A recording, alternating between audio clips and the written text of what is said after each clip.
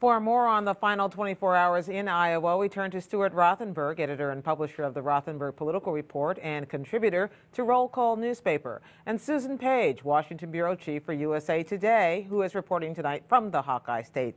Stu, it seems to me, as Judy just reported, this thing is really up in the air, and it makes me wonder whether this is unusual or whether we're just thinking it is. I think there is a good deal of uncertainty, and I think that's more unusual than in the past. There are three people who appear to be in the top tier: Romney, Paul, and Santorum. Questions about turnout, new kinds of voters, younger voters, conservatives, are they moving in one direction or another? So I think this is, there's always some uncertainty in the caucuses, Gwen, because of the low turnout. But I think there's added uncertainty this time. Susan, we heard in this new Des Moines Register poll everybody was waiting for on New Year's Eve that 41%, I think, of the number of caucus goers said, I don't know, I could still change my mind. So even though it looks like Mitt Romney is in the lead and it looks like Rick Santorum is surging, we don't really know. Well, I guess I would disagree a little with Stu. I think we pretty much know that the top three finishers are going to be Santorum and Romney and Paul. We don't know exactly what order they'll be in. And we know that who that's good news for. Whatever order they're in, it's good news for Mitt Romney, because he's going to be doing better here in a state that crushed his aspirations last time around 4 years ago. It's going to put him, whether he finishes first or second, in pretty good position in New Hampshire, where he's highly favored.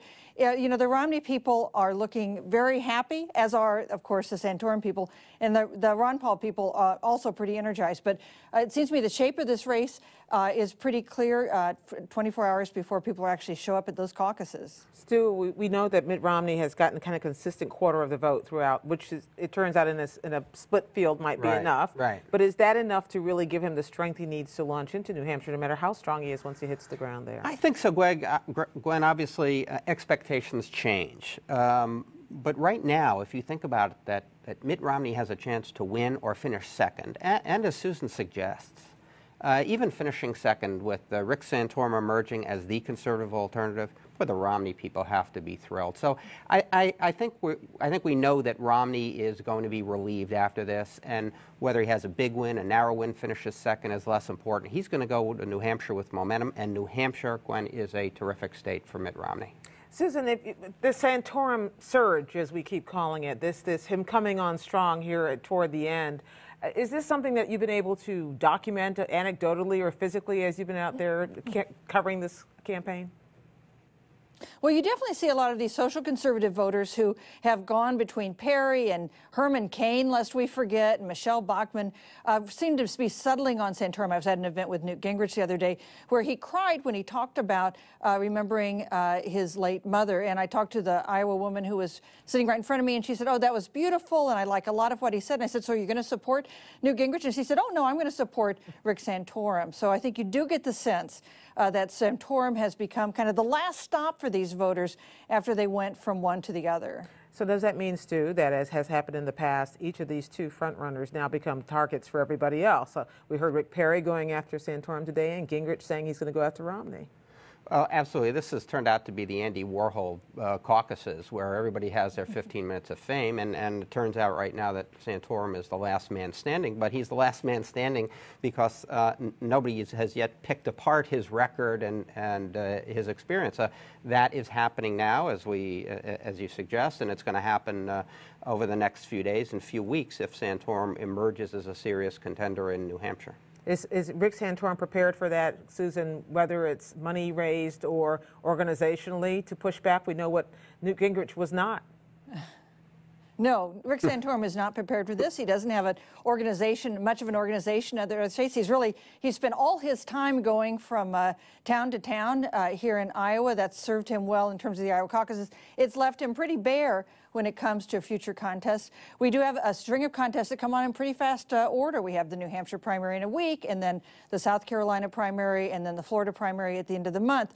So he'll have to pivot in a serious and fast way, raise money, spend it, get organized. That is a very tough task for any candidate. How strong, Stu, is Ron Paul's support? Watching him just now in Judy's piece, I was struck by the fact that he seemed shocked that all these people keep showing up to see him. Is it strong enough not only for him to come in second, but also then to do something with it after he leaves Iowa? Well, I mean, his problem is he has a ceiling, and he's probably nudging up against it. And remember, this is the kind of place where Iowa, where independents can participate, Democrats can re-register. Once he gets into contests where only Republicans can participate over the long haul, I just think that he doesn't have the breadth of support within the party. In terms of intensity, we know it's there. Ron Paul supporters will show up tomorrow night, no matter what the weather is. No, you know, if a falling star falls in Iowa, they'll be there. But over the long term, I think there's no reason to believe that he is and I'll get more emails on this. He's a serious, credible contender for the Republican nomination for president of the United States. Susan, when it comes to Republican caucuses in Iowa, do they serve a purpose of actually nominating or eliminating candidates?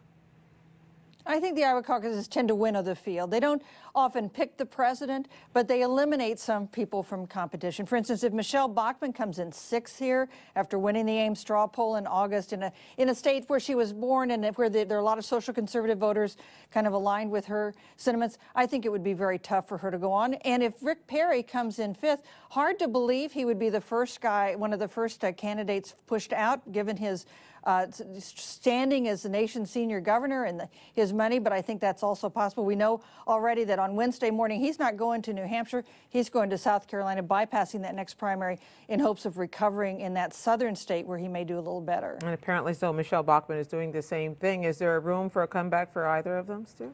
Well, I'm not going to proclaim their campaigns over here, but I think Susan is right.